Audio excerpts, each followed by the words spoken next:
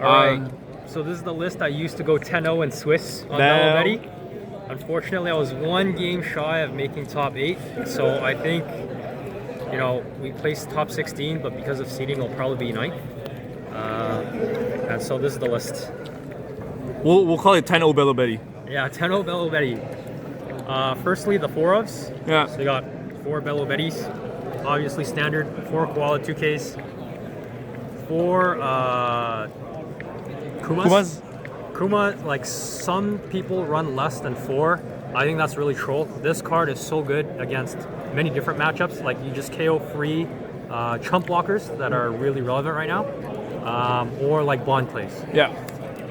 It's also really good in the mirror too, because you get to KO their other weenies that will apply pressure to you, right? So yeah, 4 is definitely a must-have. Yeah. And the trigger is really good as well, right? The more triggers, the better. 4 Karasu. Yeah. Speaks for itself. I won a game against Bonnie just because I triggered luck sack this out of last life. 4 Ivankovs. 4 Karasu. 4 Lindbergh. Some people don't run as many Lindberghs either, but I think if you play Bello Betty well, sometimes you want to control and KO characters with a combo of this or with this. Yeah. So for example, when I played against your boy here in top 32, he played Sanji Pudding. Yeah. And I had to play a Koala into a Karasu. Ooh.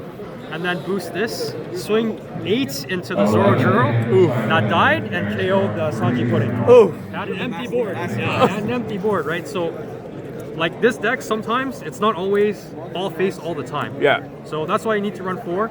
The trigger is huge as well. So for those that run less than 4 Lindberghs, I think you should definitely go to 4. 4 of these 2Ks. Nice. I know some people like different 2Ks, such as the red Sabo from EBO2 or the promo Sabo that unstarves you. Yeah. But I run this one because of a special tech that we'll see at the end. Okay. Okay. And then we're moving on to the 3-ofs. So I think in deck building, if you play a deck that cycles a lot, and you'll see a lot of your cards like Dofi or black yellow Luffy, I think running 1-ofs is fine. Okay. But if you're running a less consistent deck, I think 1-ofs is like just super troll. Like at a minimum, if you want to run a card, it's 2-ofs. Yeah. But for this deck list is pretty tight. I run only 4-ofs and 3-ofs. Okay. So 3-of stage speaks for itself. 3-of Morley. Okay. So Morley, again, the trigger is super relevant. With the new yellow Bello Betty cards, I found that oftentimes they would hit you and you wouldn't get enough triggers. Okay. So adding this helps with triggers, so you can exert pressure and have people actually afraid to hit into you. But also, if you're going first, you need this as a 3-don play. Like your other 3-don play, a 3-cost 4K blocker, like that's so bad. Or you play Inazuma Raw, like a 3-cost 4K vanilla, that's so bad. Like this is so much better, right? And it doesn't have counter, but you know, because of Bello Betty, if you don't need this, you can just pitch it for ability, right? Yep. 3 Inazumas. Some people run 4. I think 3 is a good number. Typically, I don't like to play this unless I'm kind of going for lethal or I exert a lot of pressure, because when you have this swung and it's a 4K on board, it's very easy for them to swing back and kill it. Yep. 3 5-cost Ivankovs. Nice. 3 Koalas. Yeah. These help you go wide. I think a 3-to-3 ratio is pretty good. Some run 4-2, but I think 3-3 is the way to go. And the last tech card I have is 3 Namis, right? Bam. And that's why I have to keep the triggers for the 2Ks. Yeah. And it helps with, you know, I run 4 of these, 4 of these, 3 of these. Nice. And Nami herself can pitch to use the on-play effect. So, you know, in the mirror, this helps a lot because it's like walking a tightrope where if you don't go for lethal this turn, you have to make sure they can't go for lethal on their turn. Yep. So you can play this and actually like KO something, interact with it. Yeah. This is also really good in the meta, I think, right now because there's a lot of green and it all revolves around 5 costs. So, like the Bonnie matchup, I use this to KO a carrot, which is huge. Sanji Pudding against green, purple Luffy. If they don't draw stage, you can use this to KO it as well. Cool. So that explains like a bit of the trigger heavier build. The one downside to this card is sometimes I have this card, but I don't have a trigger in hand to pitch. Yeah. But typically, if you play and you have stage, that's like something to note that you have to search for. Like, Okay. In one of the games, I purposely searched a Morley. Yeah. Because it has a trigger, so I could pitch it For Nami? for Nami. Okay. And if you're playing Bello Betty well, like usually you're low on hand size anyways. So the second part, if you're at 3 cards or less, you draw a card, right? So actually, this will activate if you have a hand size of 5, because you play it, you're at 4, you pitch a card with trigger, and then you're at 3, and then you draw a card.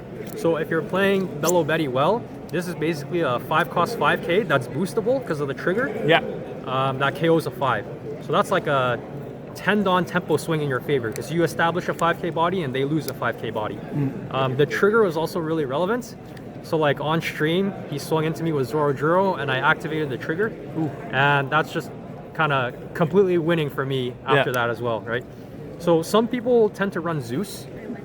Yeah. And in my opinion, like this is just a better, more flexible Zeus because it has the trigger. Yeah. It still has counter, although it's not 2k counter. Yeah. And you don't have to take a life to use Zeus, right? Like sometimes you might want to use Zeus. Yeah. But if you have 2 life and you have to take one, even if you KO a 5, that's like still a lot of pressure that, you know, you have to prevent them from going for game. Yeah.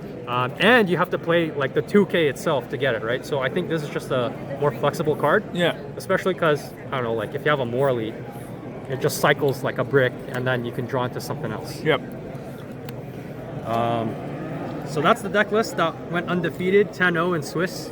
Matchup spread was really, really diverse. I mainly built this because I thought I was going to go against UP Luffy.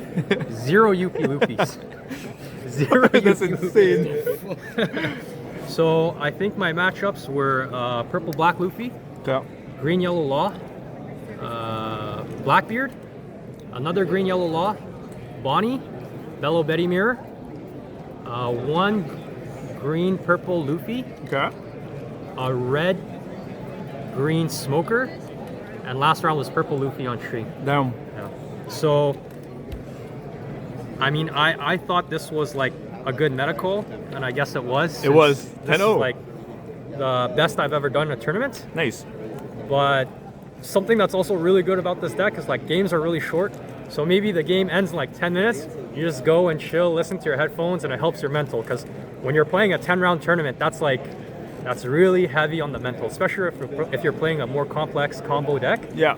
Like the 30 minutes in between round to refresh, get a snack, drink some water, go to the washroom is really blessed. So happy with my performance, but at the same time, I'm kind of sad that I just barely missed out on my first serial. Still, congrats. Any shoutouts? Yeah, shout outs to all the Ottawa people. You want Brad, my coach, 2 serial winner. Sheesh, 2 serials winner. 22nd and first Nats. Damn. 22nd? Yeah. No blade, Oh, no first beard. Nats. First Nats. LA Nats. Nice. And all the Ottawa boys that came with me on this trip. And Nice. my beautiful wife there who's here to support me as well. Oh, and see you too. And myself, they see me. It's a dual thing, so they see me too. See you on TCG. Subscribe and like. Thanks for the deck list.